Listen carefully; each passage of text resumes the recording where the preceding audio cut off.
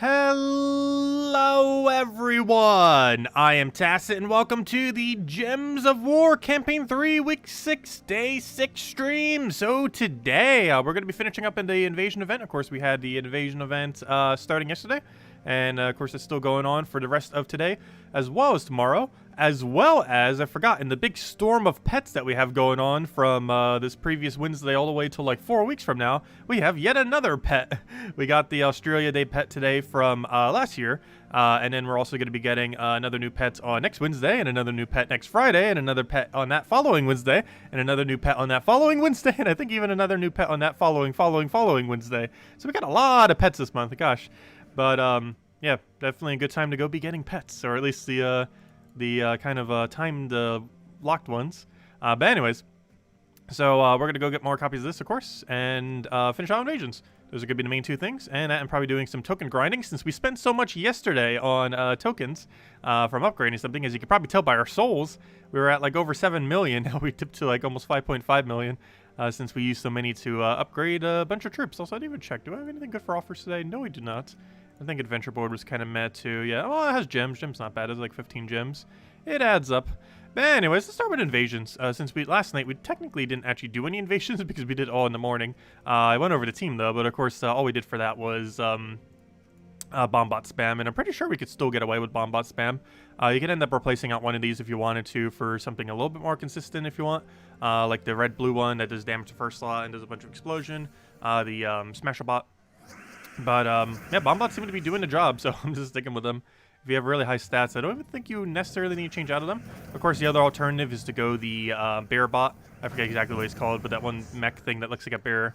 He's the invasion troop, and you can just put like 2, 3 of him up front, put like a mana generator behind it of like this weapon or something, and you're pretty much good to go. It's generally how invasions can go. Just run double the invasion troop up front, and you pretty much just auto-win. But you know what else is auto-win? Just running bomb bots. If you have really high stats, as you can see, we're still pretty much wiping like it's nothing.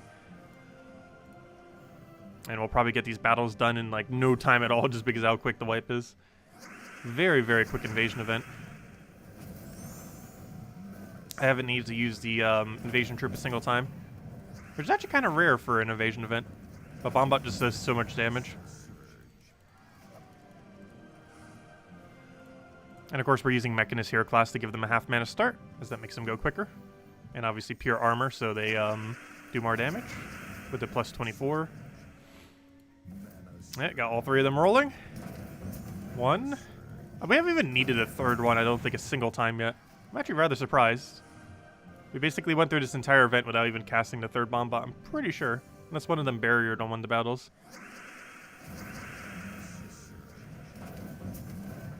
And what's nice is because they have enchant, they're guaranteed you can have full mana by the time you get down to them. So even if that didn't kill, the last Bombot would actually already had full mana.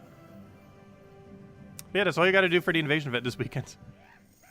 It's that easy. Probably one of the easiest we've ever had, actually. Oh no, it lived with 2 HP. Luckily we have another Bombot. Plus we can resummon an entire mech team by casting the weapon, of course. Though we don't really need to, it is an option. Oh no, where's my brown? Where's my brown? There's my brown.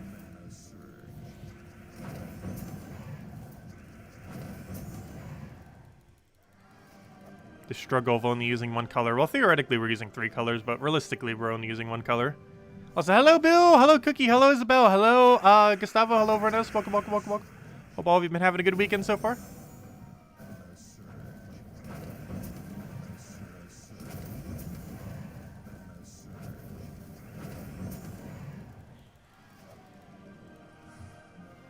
And there we go.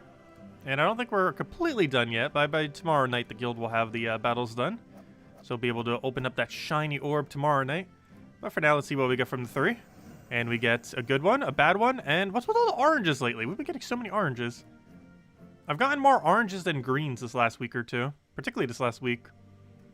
But anyways, let's switch over to Magic. Let's get the dailies done real quick. Get our 15 gems, get our normal dungeon stuff. Get all that stacked up. And then we'll go mess with the pet, since we'll already be on Magic anyways. Actually, we can use this exact same team for all of that. Phoenicia. I really should medal Phoenicia. I'm considering it. Out of every single mythic currently within the game that can be medaled, I do feel like Phoenicia gains the best value. I just feel like she won't be meta at some point. But in the exact current state in the game, I do feel like we'd actually get the most value from upgrading Phoenicia, just because of how many quick kill options she's ran for, and having the higher damage range on her is pretty nice. But she actually gets 12 damage from having 6 magic, since she does double based on if there's Red Storm. Which is a pretty substantial buff to her damage potential. And since she's already the quickest full AoE cast, especially if we get a good elemental hero class, that could change things up too. You know what? That'd be rather interesting. I didn't think about that. But once we get an elemental hero class, does 3 elementals gain 1 magic? I can't remember. Let me go double check. Do I have anything set up to 3 elementals? I can go set one real quick. What random team am I not using for anything? Yasmin's Pride. Oh yeah, Yasmin's Pride. Isn't that still available this week? Make sure to go get it. You have 2 more days. Isn't that this week? I'm pretty sure it's this week, right? That wasn't last week. That was this week. Yeah, make sure to get Yasmin's Pride. If you guys haven't gotten Yasmin's Pride yet, try getting this by the end of tomorrow if you can. If you don't already have it. Really good weapon. Not the absolute best in the game, but from a defensive perspective, it's pretty much the best defensive weapon in the game, among one of them. And it's really good with Catches the Bull if you have it, as well as anything with HP boost ratio, but particularly Catches the Bull. So if you haven't already gotten that, make sure to get it. You have today and tomorrow, otherwise you got multiple months before you'll see it again. So make sure to get that by the end of tomorrow if you can.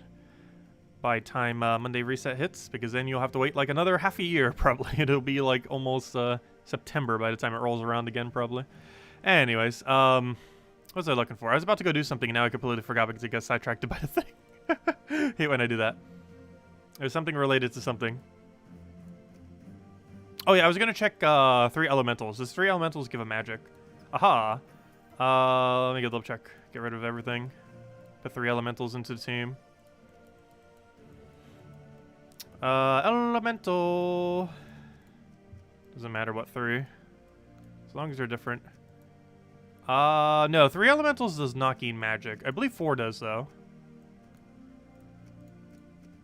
Yes, 4 elementals gives magic. 3 elemental does not give magic though. But 4 elemental gives 3 magic. The only problem with that is Leprechaun doesn't count as a Leprechaun doesn't count as an elemental. So you can't run Leprechaun in that case. So that's probably not going to be viable then. To try going for elemental bonus off of it. You'd still have the extra magic off the final trait though. And if it has a natural half mana... Oh, actually, never mind. It wouldn't even need a natural half mana star. I forgot. Because if you're already using Mirage Queen, it won't matter. It'll already have half mana star off of it. But yeah, you won't be able to get the 3 magic from 4 elemental. Unless we get like a Leprechaun like troop that's elemental. You know, like an Empower instant mana generator that feeds really well into Phoenicia. We won't be able to have it because I don't think any of them do currently. Let me double check. Elemental that has Empower that feeds Phoenicia consistently. Siren theoretically could, but it's way too inconsistent compared to Leprechaun. But yeah, Siren technically could, but it would be very unlikely. And this is the wrong color convert, so it wouldn't work. And either of those, technically, could bring Firebomb meta back. Oh gosh, we could bring the Firebomb back. You guys remember when Firebomb was meta? Good times, good times. Sunbird Firebomb. It was actually better than Rowan Leprechaun at one point. But not in the current state of the game. However, I almost forgot about that. Yeah, Firebomb is still a thing. It's less mana accumulation. But it would still be pretty consistent at getting near full mana. I don't know, we'll have to try it if we ever get Elemental Hero class, see if the synergy is worth it. We'll have to see. I don't think it's worth it just for 3 magic, though. That's really going out of your way. Though it is technically possible, I forgot about that. He's been not meta for so long, I almost forgot he even existed. Anyways. Oh, that's not the team I want. That is very much not the team I want to use.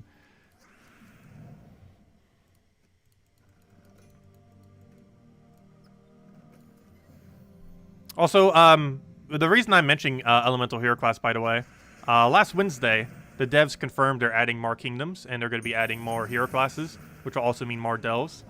But, yeah, they confirmed they will be adding more kingdoms. When? Who knows? But they are indeed adding more kingdoms at some point, probably within the next year. Though no official date has been given, other than that they are going to do it. And because they just announced it publicly now, that probably means another 2 or 3 years. Knowing their timeline. But who knows, maybe we'll get it by this year. I would sure hope so.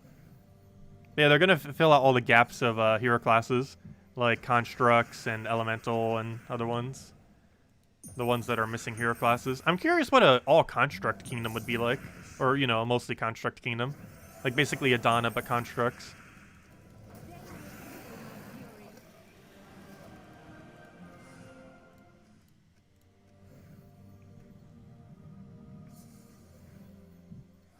I wonder if they would put the 6 towers into that kingdom. Because we have a playable version of all 6 to Dooms. But we don't have a playable version of all 6 to Towers. There's currently no troop that is player owns that is identified as a tower. There's 2 boss troops that are player owns, but 0 towers. Curious if they're ever going to get around to doing that and make them all into like tower constructs in a construct kingdom. Obviously, the tower typing would probably be about as bad as like the Doom typing or the Gnome typing. But it'd still be cool to see, because then they could be hard countered by all the invasion troops, which can allow them to be slightly stronger than an average troop. Kind of like how the boss troops are, where they're a bit stronger, but they're hard countered by the boss slayers, which helps balance them out. They were actually considering at one point to add something that does more damage to hero as well. They've obviously scrapped that at this point, but I'm curious if they're ever going to readdress it, given that they have so many things that start targeting stuff. Because hero is very strong.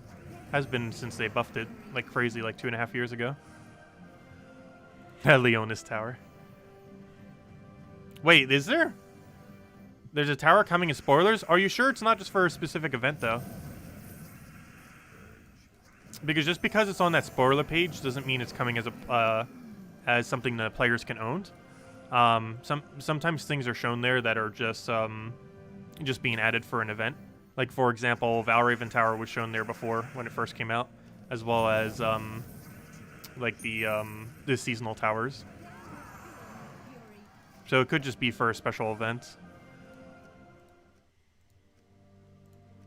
Because just because it's on that page doesn't mean it's necessarily going to be used for, it's not going to be player owned necessarily.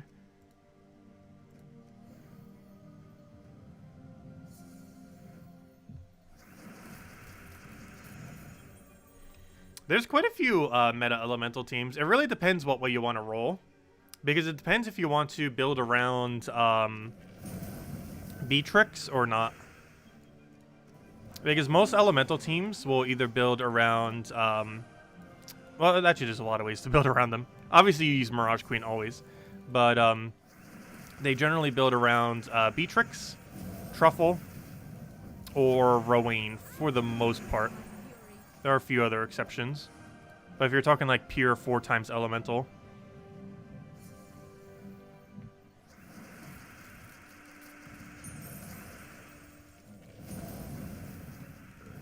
Generally, most elemental teams are in triple, though.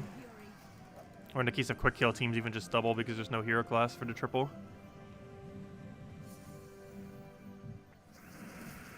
You only start getting a bonus for it once you have 3 elementals, though.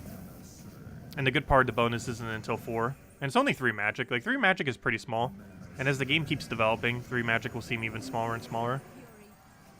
Because if we're getting new kingdoms, that means a bunch more stats are being added to the game. Because not only will Underworld get more stats, but every single kingdom at this point basically brings in 5 stats. It brings in level 10, level 15. It brings in 5-star, 10-star, and 20-star. Obviously, it's not going to be 20-star anytime soon whenever they add a new kingdom. But we'll have to see how many troops they actually add for a new kingdom. Back in the day, whenever they added a new kingdom, it would start with 8. I feel like if they tried doing a new kingdom in the current state of the game, they would start with something closer to like 14, maybe higher, maybe even 15. Like, it would be a really huge event whenever they do end up doing these, most likely. Because I highly doubt they'll do the old format where only 8 new troops come in. because 8 compared to the current kingdoms in the game, I believe the current lowest any kingdom has right now is something like 16, 17, 18, somewhere around there. I believe it's Cinder Mirage is the lowest right now. I do need to go double check. But it's double digits. It's definitely at minimum, like mid-range double digits. Whereas previously, the most any kingdom ever came in with, I believe, was either 8 or 9. I'm pretty sure it was 8. But maybe one of them or a few of them might have came in with 9. I'm pretty sure it was 8. And of course, we're talking years ago. I'll have to see exactly how they introduce new kingdoms now, when they do. It's definitely going to be different than before. How many things will change about it is still in question. But there's no way they're going to roll it out the same way they used to. The game has just changed too much since then.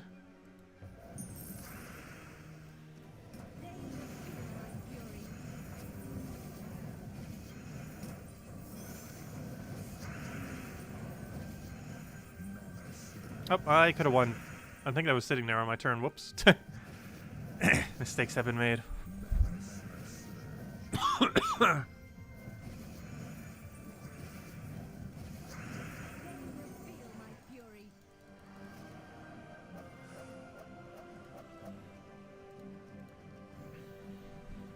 Is Phoenicia? Wait, what's TMQ again? Oh, the Mirage Queen.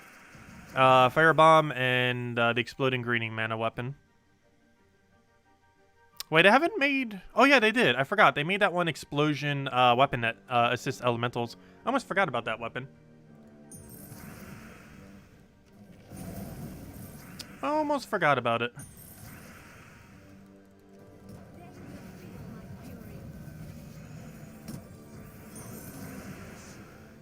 I feel like the biggest issue with that one elemental weapon is its coloration.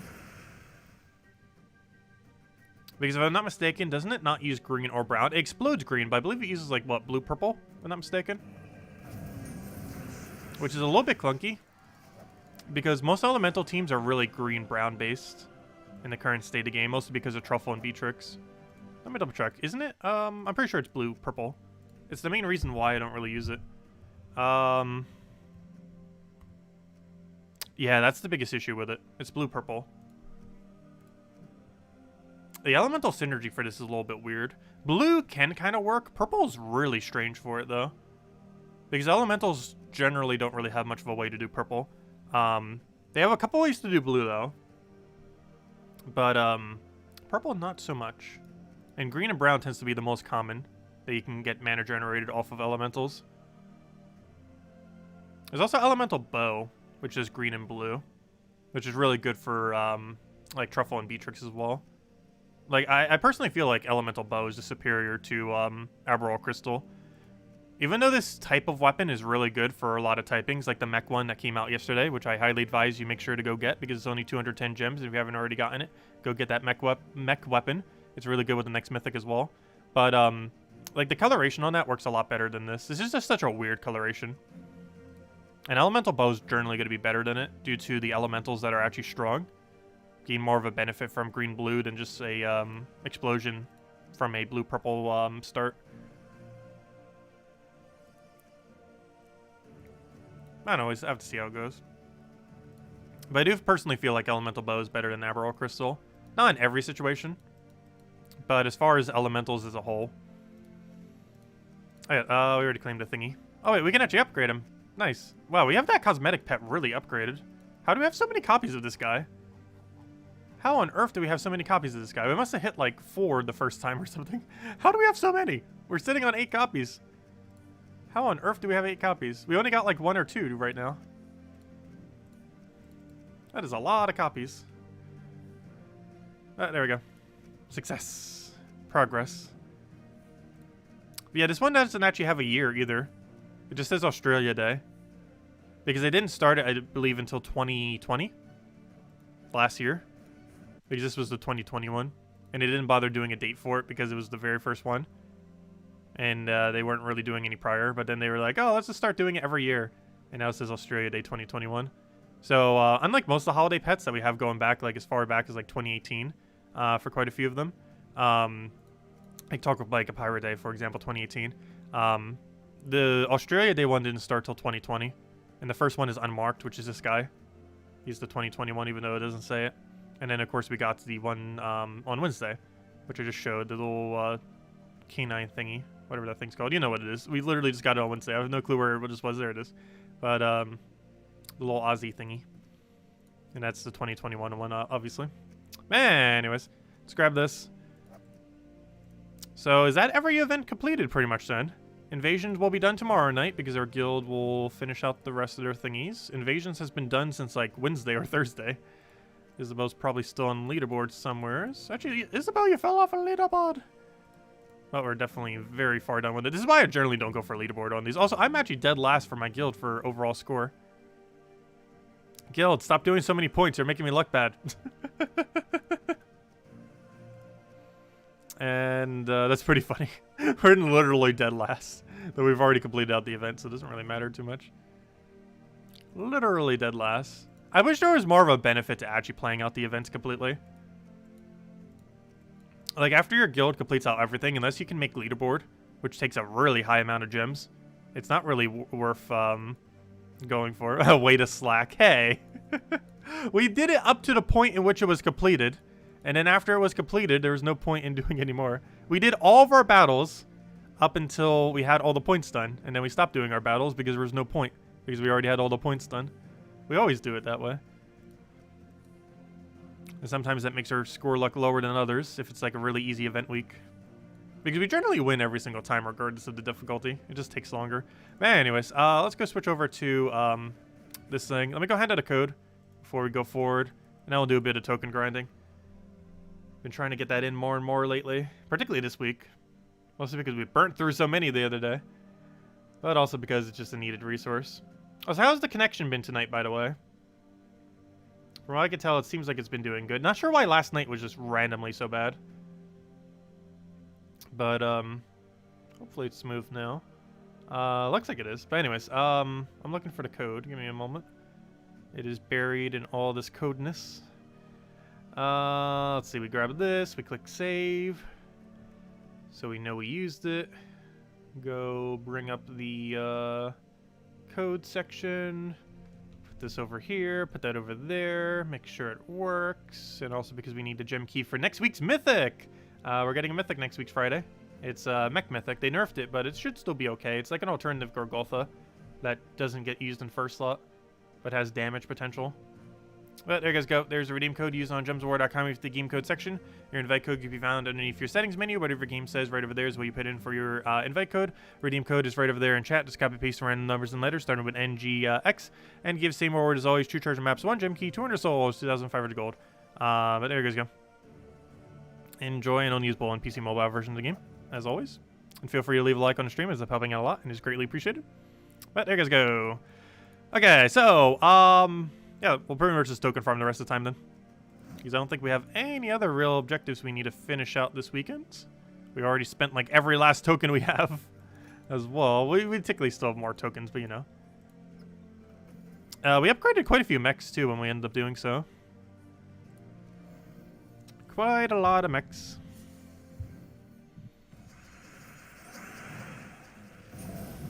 Basically every ultra rare and below mech we have upgraded. Not basically, literally every single ultra rare below mech we have upgraded to max.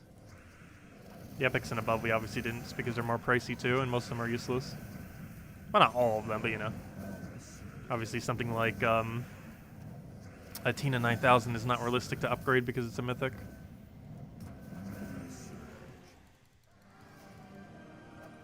Yeah, we're getting a new mythic and a new faction next Friday. We have a really packed next Friday. The last 2 weeks have been a little bit drier on content. But next Friday, we are getting like an absurd amount of content.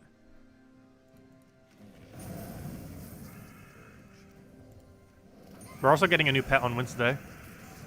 So we got a lot going on next week. New pet on Wednesday. New faction on Friday. And new mythic on Friday. As well as the normal Monday stuff.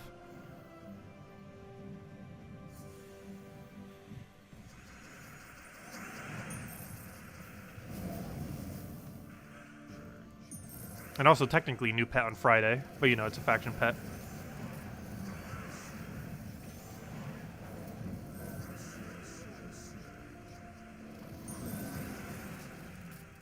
Well, so hello Jason, hello Tyrion, welcome, welcome. You're currently on tied on first place on the invasion for Xbox. Nice.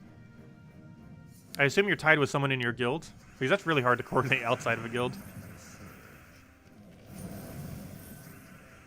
I've actually never done a first place tie. Actually, I've never even made a first place on my main account. I did 3 times on my Switch account, but never once on my main.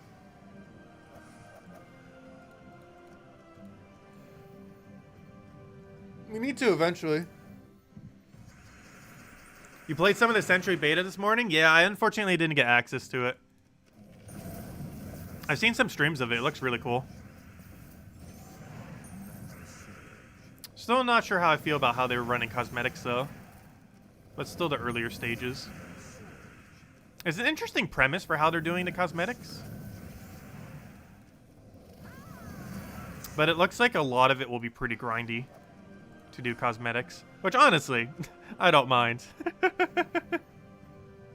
One really interesting mechanic it seems to have is there's like these eggs that you get from various things that you can hatch. And to hatch them, you have to basically equip it to yourself and then play a bunch of battles. And then after a certain amount of time, it hatches, and then you get the dragon skin. It's a pretty funny way of doing it.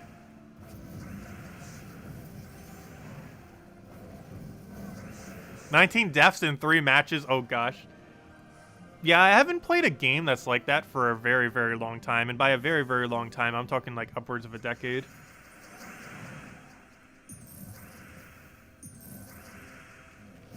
Do you actually take wall damage in that game? I've seen some streams, but I wasn't like looking at absolutely every detail.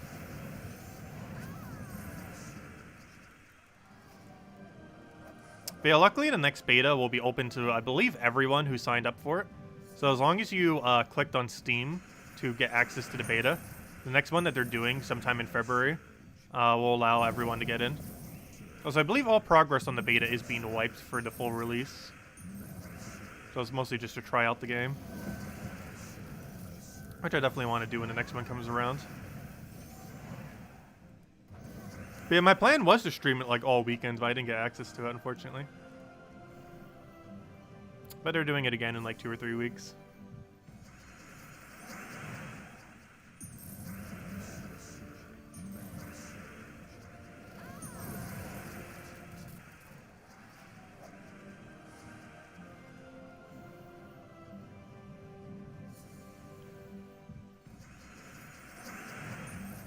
And then sometime soon after that, I believe they're doing a full release of the game, I'm pretty sure.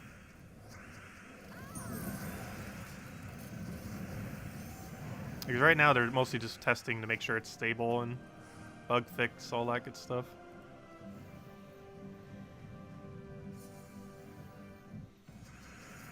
What would be a good team for Invasion without her? I literally just ran 3 bomb bots the entire time. Or if you want to diversify a little bit, you can run double invasion troop up front, or triple invasion troop up front, followed by the new mech weapon. Either or would work. But I literally just ran the new weapon with 3 bomb bots, and it never failed.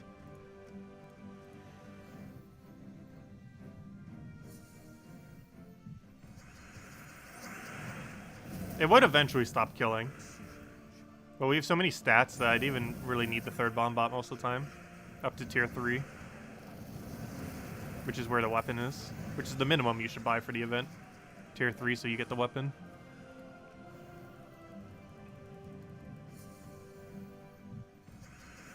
Because the weapon's pretty solid.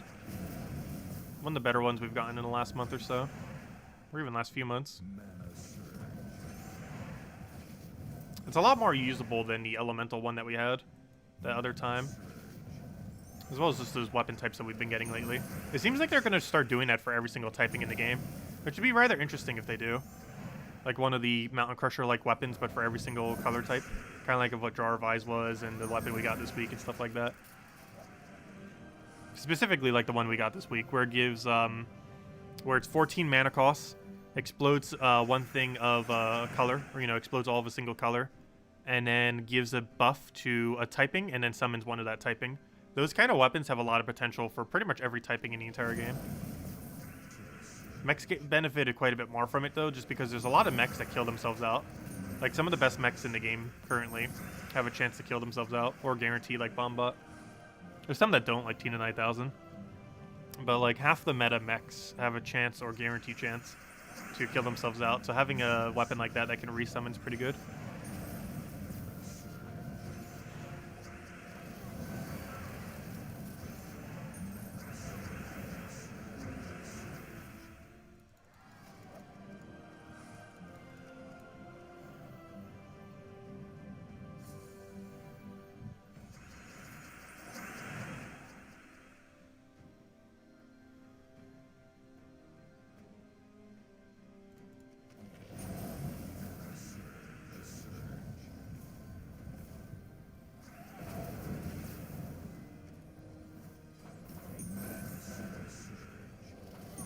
I was like, hello, the White Tiger, welcome. And hello, Wycomore. Hello, John, welcome, welcome, welcome. Yeah, if anyone else has any other questions, let me know. Make sure to go over them all as well. Oh, I was wondering, why aren't we not killing? We got stunned. And of course, the second I try to go for the thing, we become unstunned. I'll see you again later, Wycomore. Thanks for stopping by.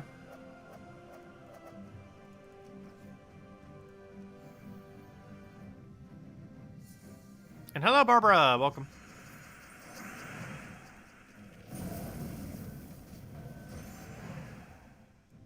Oh, also tomorrow, we're probably going to be doing our final Slay to Spire stream. Probably start around noon or so. I say final, we'll probably stream it at some point again, at some point. But at least final for a while. Kind of like how we did our final Age of Calamity stream a while back. But we're probably still going to stream it at some point into the future. But, yeah, we're going to be doing Ascension 20 tomorrow, which is the highest difficulty in the game. I'm going to do basic Ascension 20, though. I don't think we're going to go for Heart Kill. It's the last thing we need for 100% completion of the game. As far as, not like true 100%, but, you know, as far as all achievements, 100%, which is good enough for me. True 100% would take forever. Because theoretically, that would be Heart Kill with every character at Ascension 20, which would be ridiculously hard and very time-consuming. But we're just doing it for the silent.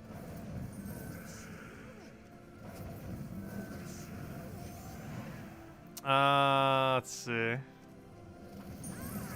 Going all Watcher. We might do a Watcher run if we get the Ascension 20 thing done. We'll see. I didn't really play much of the Watcher overall. The mechanic on it is very different than all the others. It's very strong, but it plays so differently. Let's see. We'll throw that down. Grab our Pokety Poke.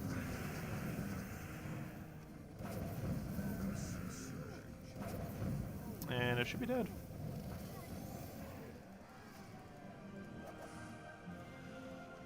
Also, Fall Guys patch is probably this Tuesday as well, so we'll be streaming that. No official date has been given, but it seems very likely it's next Tuesday. Speaking of that, Gems of War patch should be pretty soon. I think it's 2 Wednesdays from now for Gems of War, though. Though there is a small chance next Wednesday is also Gems of War patch. It's definitely a small patch, so they're going to throw it out of nowhere. Like, it's going to come out of nowhere when it comes out.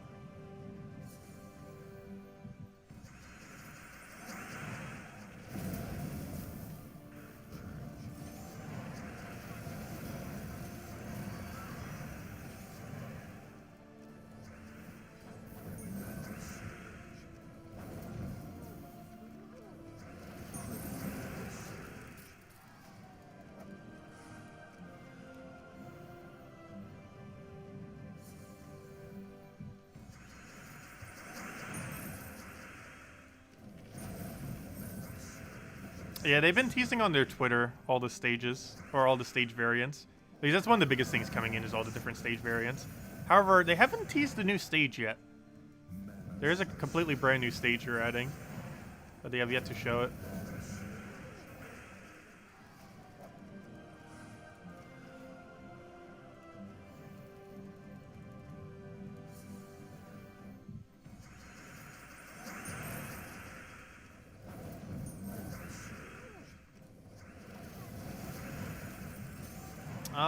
Let's see.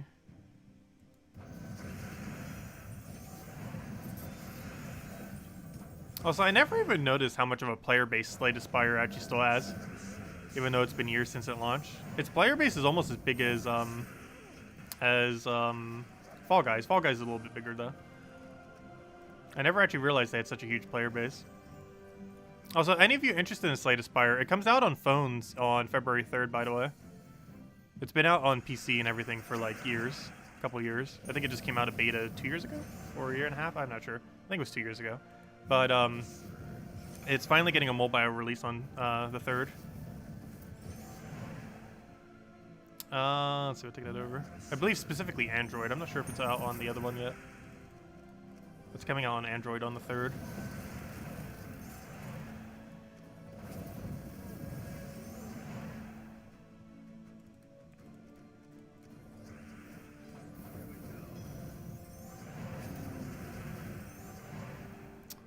What do we go for here?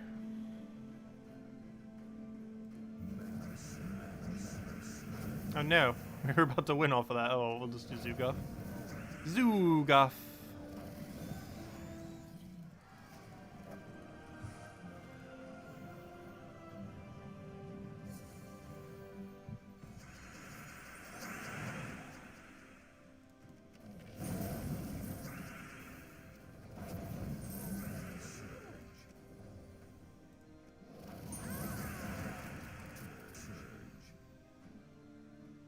Have you come across any new or other cool indie games? Yeah, the most recent indie game I played on Switch was probably Spiritfarer, which I absolutely loved. I never really got that popular, though.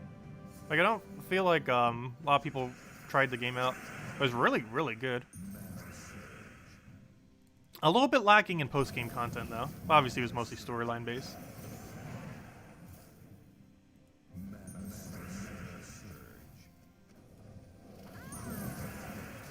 Let's see.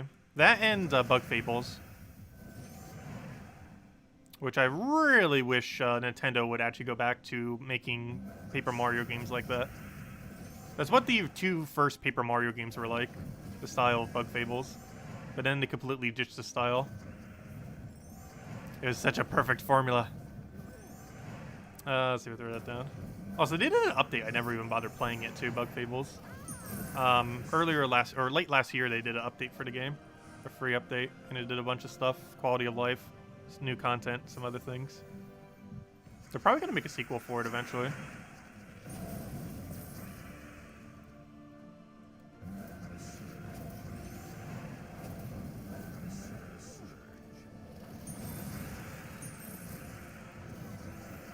But as far as upcoming Switch games, the main one we're probably going to be doing, actually probably a lot of Pokemon stuff. It's the 25th anniversary of Pokemon this year.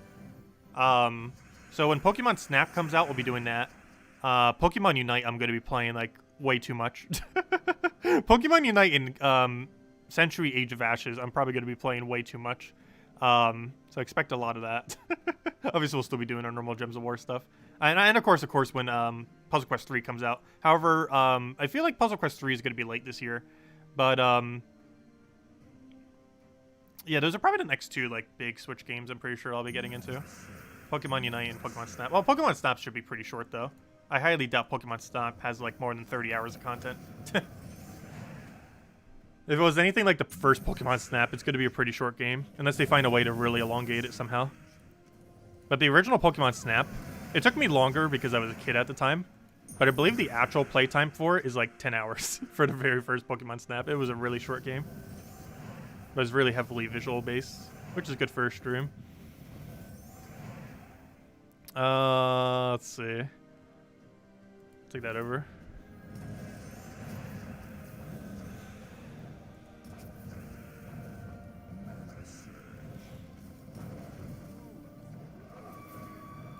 There's also rumor that Pokemon Diamond and Pearl are coming out later this year, the remake for it. It's pretty much the best mainline Pokemon game ever made. It's also the one I probably have the most amount of time into. There was a really, really good multiplayer component to it that I actually got to use a lot because I was still in like elementary school at the time and like everyone owns the game. And by everyone, I mean like literally everyone. We went to a trip to DC at one point with the class. I think it was like 6th grade. and I think like 2/3 of the class, we just all had Diamond and Pearl, and we were all in the underground area messing around with that mechanic. They had a really cool underground area that if they do a remake, it better be in. That will actually determine if I will buy the game. They better have that underworld mechanic. It was such a great area just to mess around with. Really, really hope they have it. It was a really resource-based kind of thing as well, which is probably why I liked it. It was also the closest any Pokemon game ever came to having your own house. Because you basically had your own cave. Let's see, we'll throw that down.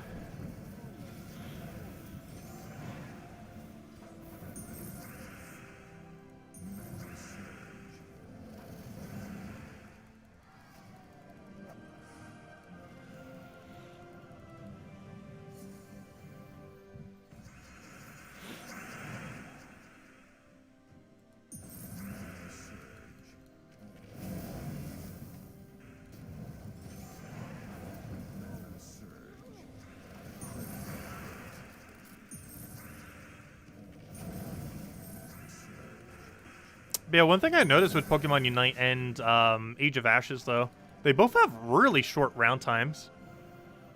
Like, whenever I'm playing a game like that, I'm used to, like, 30-plus minute round times. But from what I've seen from Century of Ashes, it seems like most of them are, like, around 5 minutes or so. And for Pokemon Unite, it's 10 minutes for a round. Which I guess mobile, like, MOBAs are kind of like that. But I'm used to, like, PC mobiles, like Dota, which lasts for, like, 30 minutes, like, hour plus. Not used to quicker-paced ones. But I guess it's more common on a mobile, like, platform to have shorter round times.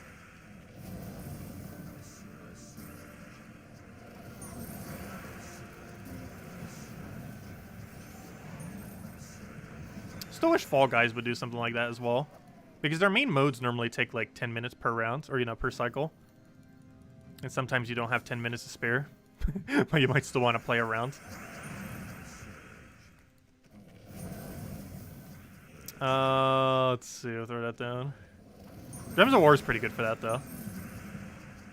Because you can literally play like a couple battles within a minute, if you truly wanted to. You can do a treasure map in like a minute or two. You can do a battle in like literally 20 seconds if you're doing quick farming.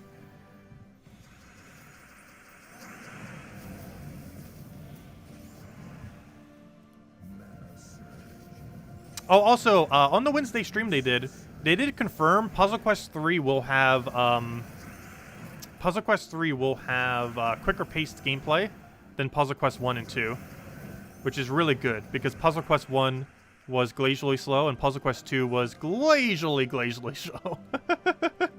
Like absurdly. But they did confirm Puzzle Quest 3 will be a little bit quicker paced. Will it be as quick as Gems of War? Who knows? But it'll definitely be quicker paced than Puzzle Quest 1 and 2. Which is a good plus, because that's probably one of the most annoying things about those two games. The first two. At least in the current state of gaming. They're just so slow, the pacing on it.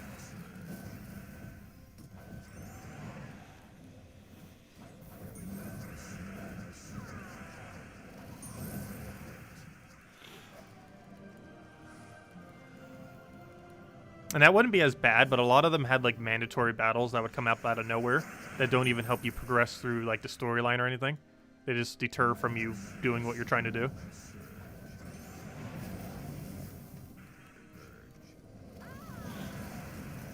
Which I hope Puzzle Quest 3 completely removes. Because that was really annoying in the first two. Particularly the first game, because they could pop up on your map randomly.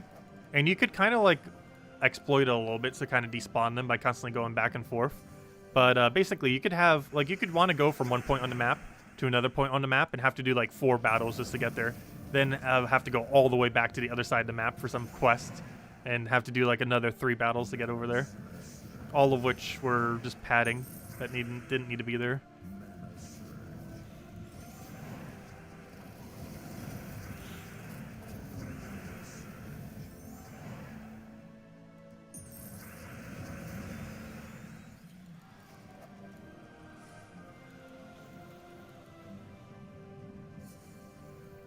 No giant rat amount. I do hope they do some kind of pet system. Puzzle Quest 2, I don't believe had it, but Puzzle Quest 1 did. And they did it decently well. There's a pretty basic kind of style to it, but yeah, Puzzle Quest 1 had it, and Gems of War had it. Puzzle Quest 2 didn't, but Puzzle Quest 3, given that they're going to try to find ways to monetize the game, are very likely to have it. How big of an impact they'll have is questionable, though. Both in Gems of War and Puzzle Quest 1, they've had pretty minimal impact. Like, pets obviously in Gems of War do very, very little in most situations. And pets in Puzzle Quest 1 were pretty similar, for the most part. They were actually a little bit more impactful in Puzzle Quest 1 because they determined your invasion rate on if you could actually dodge a battle, which was insanely good for not having to do a billion useless battles. But it also gave you some kind of extra benefit, like extra to a certain mastery or extra to a certain stat, because it had multiple different stats, which Puzzle Quest 3 better have stats. That was one of the funnest things, was having like RPG stats for the games. Both Puzzle Quest 1 and 2 did it, but Gems of War completely removed it. Like, obviously it has like attack, magic, armor, stuff like that, but it doesn't have like actual stats for like your hero class, specifically, other than those little mastery things that do like nothing. It seems like they were going to flesh something out for it, and then didn't bother.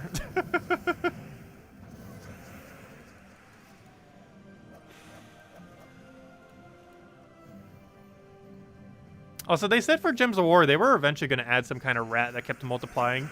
I don't think they ever did. Technically, they have that one rat that kind of multiplies. But I'm not sure if they ever actually implemented that one thing. I guess they technically did, but that one Robo Rat, I guess? That one, like, green-yellow Robo Rat kind of multiplies itself.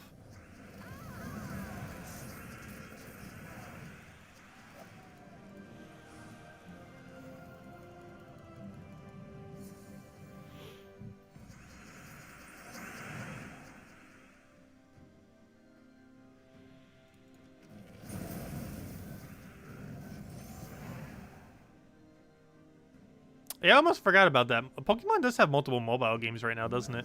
It has Pokemon Go, it has Pokemon whatever that one thingy is, that was like that one battle thingy. I forget what it's called. And then, of course, Pokemon Unite when it comes out. All three of them will be Pokemon games that are available on mobile.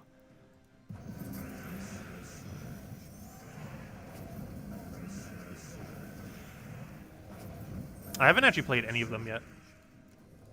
Well, for one, Pokemon Unite isn't even out yet. But the other two I didn't actually even bother playing. Pokemon Go just always seemed like it was going to be too much of a grind. And the other one just didn't seem as appealing.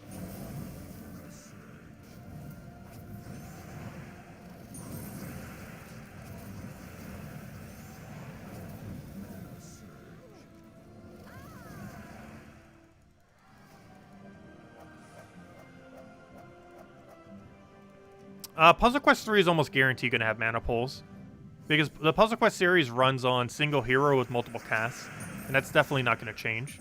It's not going to be like Gems of War, where it's a bunch of units that each have their own ability. It's just going to be one single hero that has a cumulative mana pool that ends up getting the mana. I really hope they bring over the Puzzle Quest 2 mechanic, though. That was such a fun mechanic. That's one of the few things Puzzle Quest 2 did like flawlessly. Well, not flawlessly, but it was probably one of the funner mechanics. Because it's already confirmed that it pretty much uses 5 mana based on the graphic that they used for it. Which means 5 mana, skulls, and action, most likely.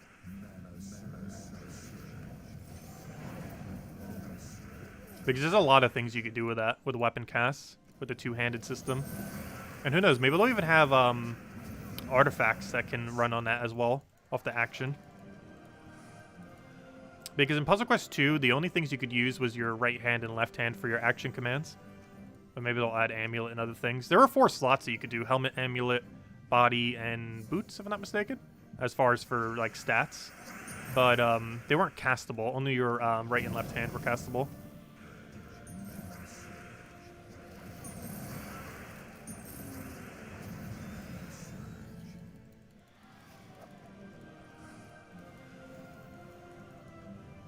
But yeah, it's almost guaranteed you're going to have the 5 mana pull system. The same one from Puzzle Quest 2, essentially. Well, not exactly the same, but you know. That general kind of system.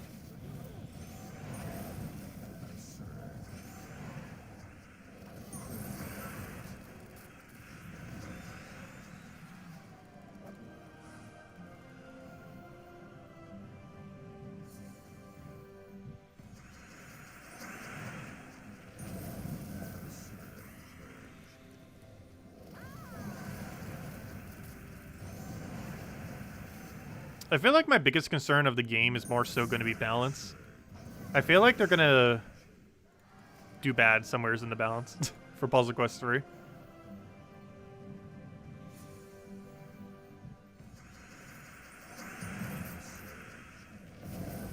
Because Gems of War, definitely not the most balanced of games. The biggest issue being that they don't tend to really rebalance older content that often. When something's too strong, or something's way too weak, it kind of just stays like that forever. And then they just add new stuff that kind of balances it out. Because generally, Gems of War's version of balance is just add new stuff. That becomes the new meta. And there you go, it's now balanced. Because now the new content is basically the balance of the game. But it makes all the older stuff, like, awful. And very dated, normally. Or sometimes the older trip gets, like, ridiculously broken because of newer mechanics. Like Thrall. Where before he wasn't that good when magic was lower, but now that magic is really high, he is absurdly good value.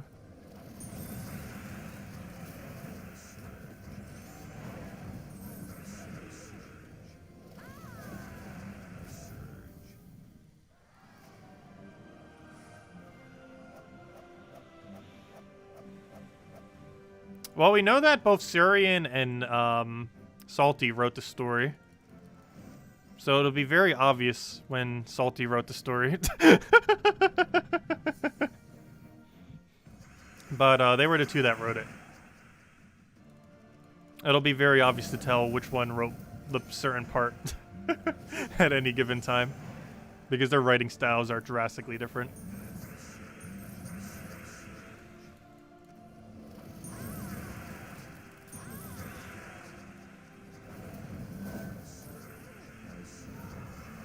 As far as it continues from Puzzle Quest 1 story, yes and no. As far as that universe, yes. As far as how directly, who knows. But they did mention something about that, yes. It's not based on the Gems of War lore, it's based more on Puzzle Quest 1's lore. Even though they do have some small amount of overlap. They are separate from each other.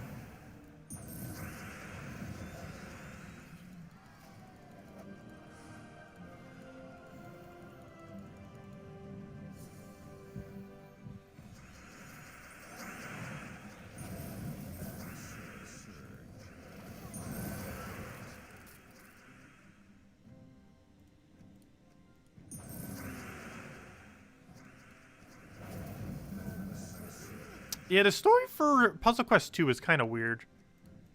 It's one of several things that just kind of fell flat for that game. Puzzle Quest 2 did a lot of things right and a lot of things wrong. Hopefully they take all the right things and put it in Puzzle Quest 3.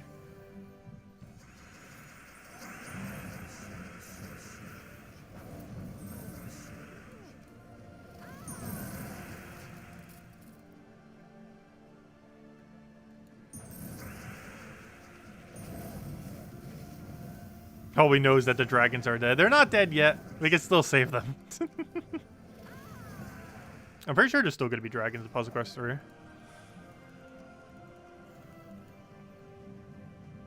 They'll come back through storyline. The dragon fight in Puzzle Quest 2 was probably the best fight in the entire game. The dragon fights in Puzzle Quest 1 were kind of average. They felt very samey to most of the other fights.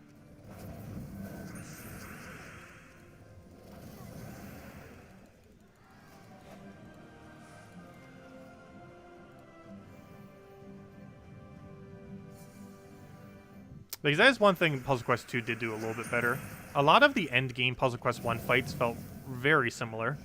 Whereas Puzzle Quest 2 fights, even though it didn't have as many good fights, it only had like 2 or 3 really good fights, they were a lot more unique from each other.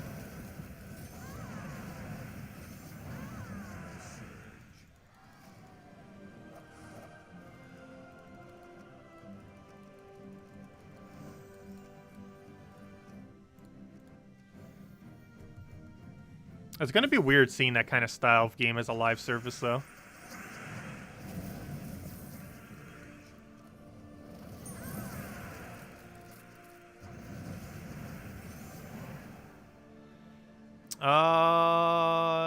This is all bad moves.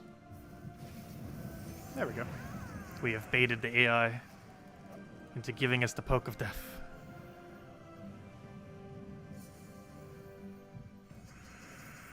Yeah, you meant the story intro for the trailer.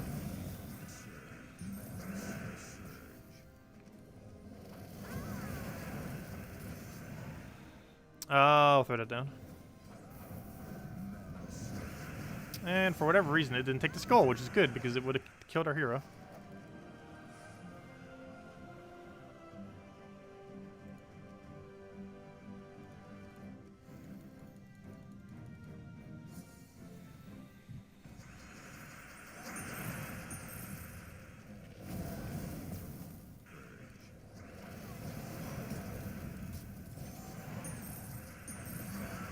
Come on, where are all those extra turn skulls at? I'll try for it off the sky. Didn't get it.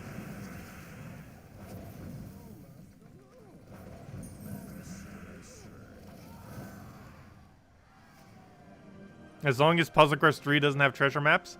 Hey, you never know. Treasure maps were made from a mechanic from Puzzle Quest 2. You basically had to do a mini treasure map every single time you opened a chest in Puzzle Quest 2. Imagine if every chest you ever opened, like when you open a key in Gems of War, required a mini-game in Puzzle Quest 3. I feel like they wouldn't do that, but there's not a non-zero chance. It's a possibility. I highly doubt it, though. But Puzzle Quest 2 did it. Literally every loot chest had a mini-game attached to it. That was within the game. Puzzle Quest 1 didn't do it, though. Nor did Gems of War. But yeah, imagine if you had to play a minigame every time you wanted to open, like, one gem key. You know how long that would take?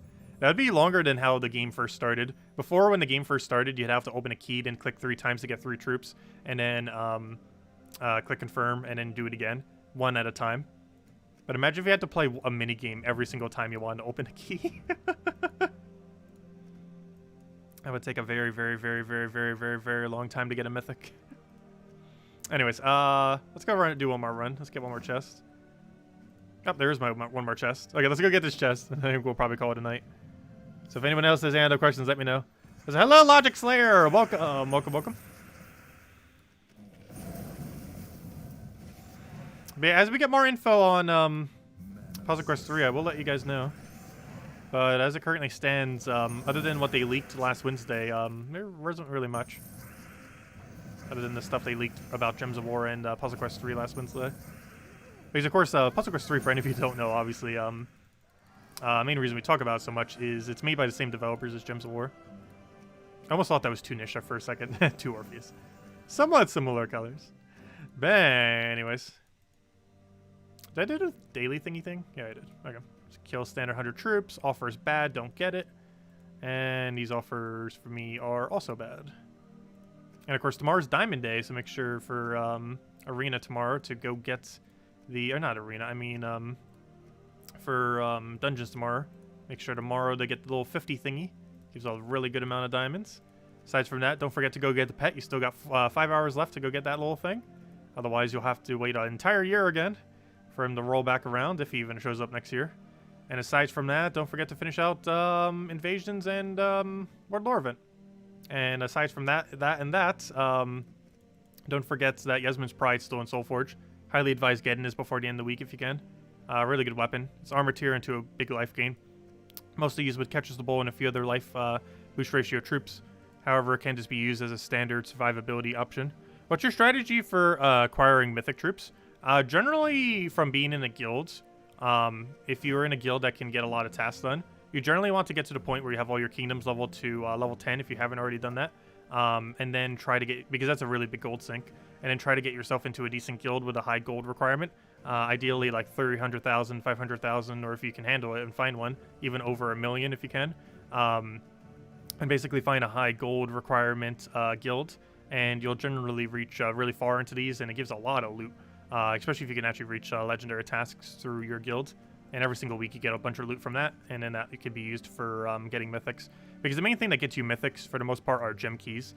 Gem keys and guild keys are like the two things that generate mythics. Technically glory keys as well, but a good bulk of them will be from gem keys and guild keys. As far as your mythics, like you're probably gonna get like 70% of your mythics this way between these two keys. But just those two keys alone will probably make up 70% of the mythics you ever get, with the rest of them coming from diamonds and from a few other drops that they come through. But those are the main two ways as far as consistency. And getting 2,000 weekly seals, like we actually just claimed for the thing. Getting 2,000 guild seals every single week. Making sure you're in a guild that even reaches 40,000, so you get the max chest drop rate for the 0.11% chance for a mythic. And stuff like that are mostly the main ways that you end up getting them. And gem keys kind of just get generated mostly through the guild.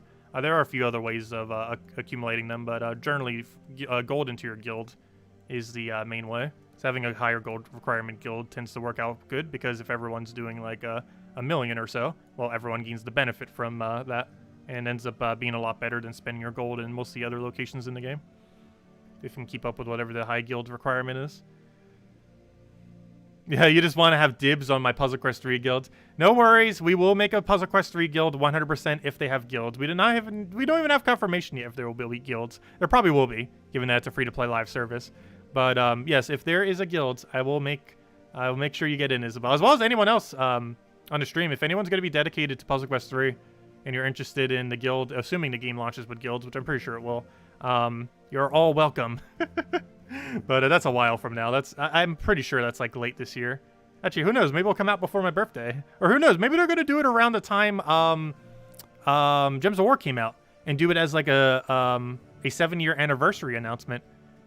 Because similar to how the 25th anniversary of Pokemon is on the 27th, the 7th anniversary of Gems of War is on the November 20th or so. It's sometime mid-November. They kind of keep changing the date every single year.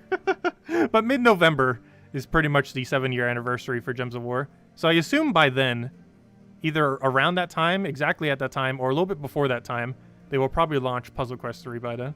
But anyways, I'll catch you guys later. When is Puzzle Quest birthday? I have not the slightest clue, to be honest. I wonder if Steam's release date is its actual release date. I think it is. Let me go double check. I'm pretty sure Steam's release date of Puzzle Quest was the release date. So let me go double check. That's a good point.